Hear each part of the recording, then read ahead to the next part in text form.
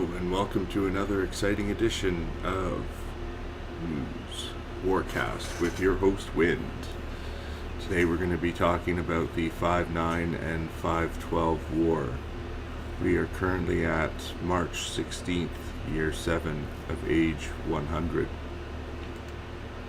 Let's check it out. I'm trying to speed up these warcasts going forward, so hopefully this one won't take too long. Alright, let's take a look here, see what we got going on. Hopefully this is recording properly because I'm not going to stop once I get going. Alright, we have our two kingdoms of questions here. 5-9, the powerful kingdom of Gatos y Perros, and 5-12, the unnamed kingdom, which we're just going to call tariffs for now. So that's pretty much what they are. So the tariffs kingdom is a 22-player kingdom. As you can see, they have all wins here. Smash ORc PASS, and that's the all-ORc kingdom. They've beaten Syndicate, World Athletic Association, noraenir, godar, snacktime, that's the bananas kingdom, or Odin's kingdom. 210, who was on a roll for quite some time until 5-12 actually defeated them, which was quite an upset for them actually. But basically, you know, they're running a pretty simple setup here. They've got Dark Elf Mystics, 6 of them, and then 16 ORc Tacticians. ORc Smash, how can you go wrong? Dark Elf Mystics for everything else, I mean, pretty much locked down there. And as far as Gatos y Perros goes, as you can see, they've already have 5 wins under their belt. They've beaten 6-9, they've beaten Apocalypse, Lying for Utopia 6-1, Message for War 6-7, as well as Los Campeones Dorados. Right now, as of course, it looks like they're doing pretty well against 5-12, despite adding 3 additional provinces here at the bottom. That would be these guys here. Although I think it was actually more. I believe they actually added 4 provinces. This one, maybe not. Actually, no, you know what? I'm pretty sure it was just 3 anyway. Yeah, it was definitely just 3. Alright, so they did add some provinces, but I mean, they've been warring up against, 25 province kingdoms pretty much all age, so I mean, I guess it's their time, right? Now, in terms of their breakdown, using intel here that I've gathered, hopefully it'll work. There we go. So, I mean, they're pretty much running fairies and Dark Elf Mystics, as well as tacticians for their orcs and dwarfs. So, I mean, a pretty solid setup, if you ask me.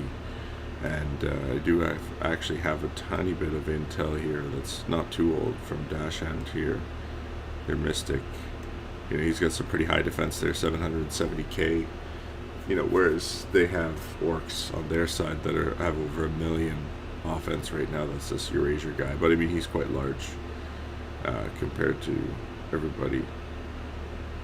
Alright, let's take a look here. What other data I've collected. So we pretty much started with the hostile. Just a second here. I'm just going to check out to see what's going on with the YouTube footage. Yeah, it seems to be working. Alright, we're going to keep going. Alright, so as far as the hostile goes, it looks like 5-12 gave them a full land wave, as you can see by the data here. And let's just make sure this is formatted properly. Yep, as you can see by the data here, they were just covered by their onslaught ritual. So actually both sides are running onslaught rituals, just so you know. And as far as dragons go, none were really seen until after the hostile was done. So anyway, 5-12 gave them a full land wave, at which point they added, extended invitations to invite some recruits here. And as you can see, they are sending aid quite often, regularly, until they get to their point here where they're gonna bounce for the meter so that they can declare war. So they got 7 bounces here, and then they're declared war on February 11th, year 7. Yeah, and that's just a continuation of the news. As we can see, apparently there was an extra bounce here. I'm not sure if that was intentional or whether that was just a boo-boo. Someone went when they weren't supposed to. You never know. But it looks like Terraform Democracy was taking all the bounces so that they could declare war. At which point it looks like 5-12 sent a Emerald Dragon named Ruby, and then started an Emerald Dragon project named Topaz, so they're really messing around with dragons' names here. But within the same tick, Leon Berger had slain the dragon Ruby, which was actually an emerald dragon. But this is, this is the beginning of their war here. As far as the hostile was concerned here, I've got some of the data here. Looks primarily like, it's just a bit of kind of a gains wave, kind of trimming the bigger guys down a little bit. And of course we got our two kingdoms off to the right here. We got our Gatos y Perros as well as the Unnamed Kingdom. You can see their war win records here. We kind of already discussed that quickly. It seems like Gatos y Perros is actually warring upwards, whereas Unnamed Kingdom is kind of going down a little bit in size. But I mean, that just all depends how you enter the war, right? So here's all their breakdown side by side. Here's the 3 new provinces that were added in. You can see them at the bottom here by Gatos y Perros. That's 5-9. And of course this is more or less their opening hostile wave right here, the stats right here. As we move over to the left hand side of the screen here, we'll go back down to where we were when the war was opened. This is kind of the data that I collected when the first waves actually happened from both sides. So you can see on this one in here anyway, this is from 512's perspective. You can see them not taking nearly as many acres as 5-9 has been taking. And just to give you some idea of what the charts looked like at that time anyway. Again, keep in mind these charts, everything that I pulled here is from March 2nd of year 7. So it was the end of the that I did, which is all the way down here basically. But anyway, so that's kind of when that time frame was. But as you can see here, Gatos y Perros, even though starting a little bit smaller, is kind of in control of the net worth here. They're in right now, even though that doesn't really mean very much. But as you can see, their TM battle is going pretty well for them because they are in pretty good control of honor right now. Unnamed Kingdom really hasn't even been able to take that back yet, even with all the orcs. Now, if we take a look at the war summary here, once we get into the war, this is basically up until March the 2nd, from when the war was started in February 11th. As you can see, as I said, 5-9 is definitely taking more land. This is probably because Gatos y Perros, when I did this data, just had another wave as well. So yeah, I mean, that's what we're seeing here in these charts. This is just to give you some idea of how many 8 packets were sent so far in this packet of data that I got, 153. And Eurasia here had almost 500,000 defense points at home. And here's a SOT, as you can see from Eurasia here. I don't know what happened to that. Now we're going to play this game, eh? Yeah, sometimes the pictures disappear momentarily. Anyway, Eurasia here. Let's see if I actually... Nope, it's not something that I did. Alright, it's just not there right now. Anyway, you saw that he had almost 500,000 defense there. Building efficiency is kind of low though, but that's probably because his peons are so low, despite how much land he has. I mean, that's pretty obvious. As you can see here, their onslaught is kind of low on effectiveness. And that's just something else I want to mention too. They don't actually have a pocket ritual ready. Once that ritual popped, because that first set of news we were looking at was from their side, they hadn't started another pocket ritual yet, and they hadn't started anything as of yet either. To give you some perspective, here's Bank Balance. He's one of their biggest guys. He's got a little bit more peasants, a little bit more building efficiency. He's definitely got some food and runes to spread around. But to give you an idea of his defense, he's only got about 350,000 defense points on his province. So there's not a whole lot of defending him right now. Plus his offense is definitely lower than Eurasia's, that's for sure. To give you an idea of the packets sent on the 512 side, it's only 44 versus the 153 that have been sent already, which is quite a difference actually. I mean, they're definitely mitigating their overpop and their desertions by sending soldiers out. So as you can see, they're slaying dragons pretty quick. A lot of back and forth, What do we got here? On February 11th, yeah, they declared war. There's the dragons. I got news from both sides here. So it looks like the next Emerald Dragon, Topaz, began ravaging the lands, and they started another dragon. 512 starts another dragon, this time Topaz, named Sapphire, but then they cancel it promptly after that. I'm not sure what their plan was. Maybe they didn't want to send a dragon until after their wave or something like that. That was probably the plan. So it looks like they started another Topaz Dragon, 3 of 10. Again, after making some hits, so that makes sense. Let's see where we're at. February 21st. The dates are starting to line up a little bit. So there's on the 24th there, the Mastiff slew the dragon again. So when did that guy actually start? So those are the 20th. So it took them 4 days to slay that. That's pretty good. But it was a Topaz Dragon, so it definitely impacted their BE a little bit for those 4 days. 4 ticks. As we keep going down, just going to highlight some of the damage they did on their most recent wave here. That is Gatos y Perros. So this was on March the 12th here. You can see the land damage that Terraform Air has versus Terraform Metric System. He's still a little bit bigger.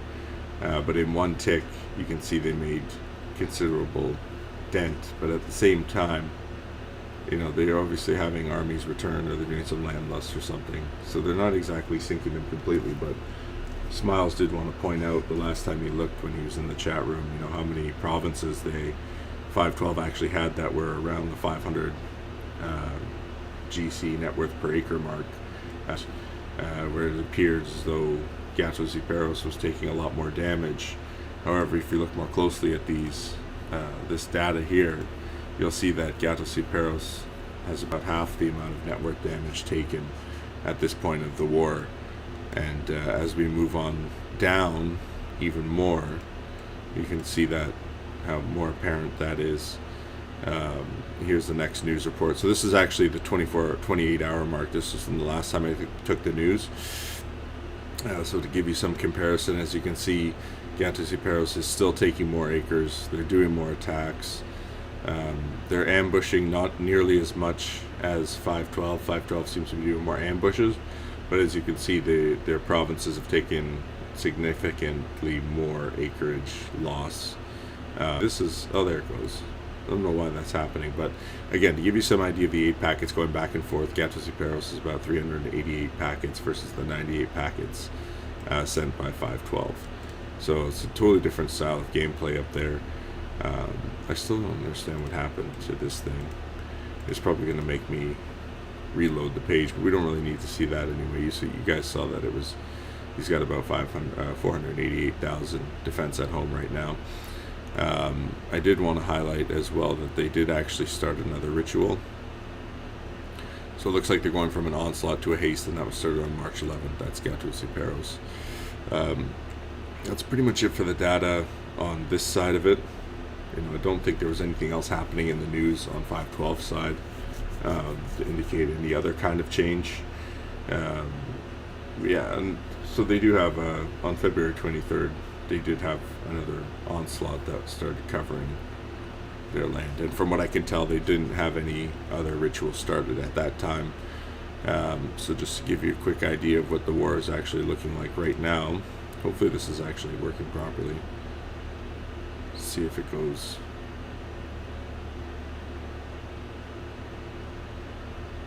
I'm not even sure if the YouTube is recording this properly.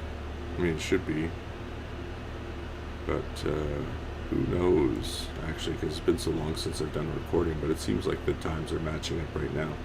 Anyway, here we go. Alright, Gatos y Perros, as you can see, they've just done their recent wave, and that's made a significant impact on Unnamed Kingdom. As you can see, the gaps are a little bit further between now, and 512 is really not able to do too much damage to Gatos y Perros right now. We'll see on the next wave what happens. But initially, when this war was started, people were calling for 512 to be the victor here. But after watching Gatos y Perros in action, you can see that they're quickly pulling away in land. They're already pulling away in net worth. I mean, they have a few provinces here that are in millions already, or close to the millions. Whereas 512 is still kind of like, stuck around the 900k zone, but they still have a good amount of provinces. It's all their TMs though. Like once these TMs get taken out by these big fat orcs, then that's pretty much all she wrote. Because as you can see here, a lot of their orcs have taken a serious beating here. And I mean, I'm not surprised. Gatos y Perros is a very strong kingdom. They've shown that in all their previous wars. You know, I kind of always expected them to take this war, despite 512 being a very strong opponent and with a very strong setup. But nothing beats good strategy, really. And I mean, if you look at the amount of orc smash both sides have, I mean, they've got 16 and 2, 4, 6, 8, 10, 12, 14, 16. So it's the same amount of orc smash. The only difference is more TMs, and you know, three of these orcs are brand new. So I mean, how much smash they can actually do is very limited. As like nobody's really in range. I mean, they kind of are now, but still, you know, at 83k, you're not really getting very good gains even on this guy here. You know, you probably get something, but you know, they're probably not even really able to hit this metric system guy that they've chained down so far. Looking at the honor side of things, yeah, Gatos y Perros is still in control of this. And again, I think we already looked at the land side of things. Yeah, Gatos y Perros is still in control, but it was their wave, so we'll probably see 512 swing it back. They probably won't take the honor back, or even, you know, make too much headway with honor. It looks like Gatos y Perros is just going to walk away with a lot of the honor from this one. They're already trending upwards as it is. And again, net worth wise, very strong trend for Gatos y Perros right now. And again, the province is not looking so hot. You know, orc versus orc here. 512 is definitely looking like they're in bad shape. Alright, and that is the war between Gatos y Perros thus far. We're at about 30 hours now. And this will be interesting to watch to see how it plays out. But definitely seems like Gatos y Perros will probably take this one. That would solidify their position in the OnlyWins chart as well. I just wanted to point out as well that I also have some interviews from 512 as well as 59 with regards to the OnlyWins chart, as well as their most recent wars victories. And of course, there'll likely be some more interviews with them after this war is complete, depending on who actually wants to do an interview. I'm not sure if 512 will want to do an interview after if they are defeated, or vice versa, but you never know. They might be willing to do another interview for me so that we can get both sides of the story here, because to be honest, this is probably one of the best wars we're going to see all age. But again, you know, whoever these two war, and you know, the three of them, we're definitely going to see some good wars to finish off this age. So we're definitely going to have to follow this one all the way to min time. There'll definitely be another report. Like I said, keep an eye for those stories coming up.